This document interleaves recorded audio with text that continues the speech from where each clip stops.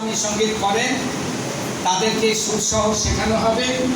আমি কিন্তু গানের মাস্টার, সঙ্গীত শিক্ষার মাস্টার আমি। তো আমরা এই গানগুলো আপনাদেরকে দিতে চাই যাতে এগুলো সম্প্রচার হয়। আর এই যে মাদ্রাসা, এই মাদ্রাসার প্রতি আমার আছে বা আমাদের সাংবাদিকদের গভীর দুর্বলতা আছে। এখানে মৌলানা রফিকুল ইসলাম, আমরা মনে করি তিনি ছাড়া এই মাদ্রাসাটাকে এত সুন্দরভাবে পরিচিত করার দ্বিতীয় ব্যক্তি ছিল না।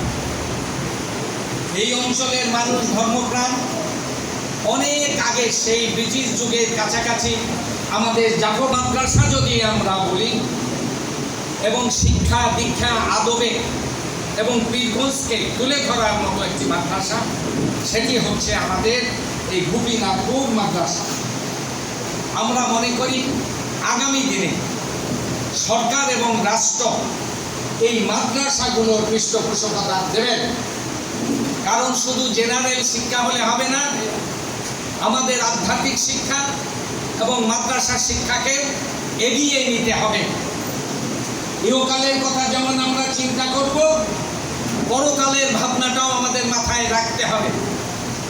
সেজন্য এই মাদ্রাসার পাশে আমরা আছি এবং থাকব। আমার নাতি মৌলানা আবু সুফিয়ান সাহেব, সেও কিন্তু একটা সুন্দর মাদ্রাসা করেছে। আমরা খুশি, তার সব অনুষ্ঠানে আমি যাওয়ার আমার সুযোগ হয়। আমরা চাই তার মাদ্রাসা সমান তালে এগিয়ে যাবে।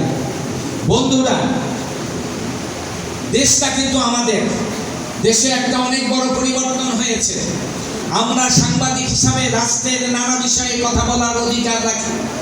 আমি পত্রিকার সম্পাদক হিসাবে এই দেশের মন্ত্রী, এই দেশের উপদেষ্টা কিংবা সরকার প্রধান, তাদের সমালোচনা করবার আমার অধিকার আছে এবং যে কোনো বিষয়ে লেখার অধিকার আছে, এবং রাষ্ট্রের পক্ষে, রাষ্ট্রের স্বার্থে যে কোনো উপদেশ দেবার অধিকার আমরা রাখি।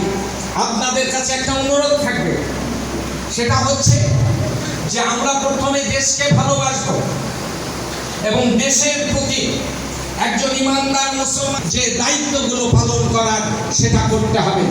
বর্তমান সরকার রাষ্ট্রের স্বার্থে কিন্তু কাজ করছে।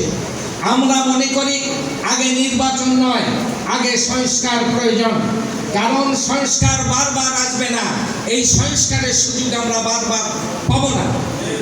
স্বাধীনতার পর থেকে একের পর আমরা ভোট দিয়ে এসেছি। ভোট দেওয়া মানে শুধু সিল দেওয়া নয়, অথচ আমরা সে ভোটটাও দিতে পারি নাই। এই ভোট নিয়ে বিগত সরকারের আমলে নানা রকম অনিয়ম দুর্নীতি হয়েছে। আমরা ভবিষ্যতে দুর্নীতি দেখতে চাই না। মানুষের যে অধিকার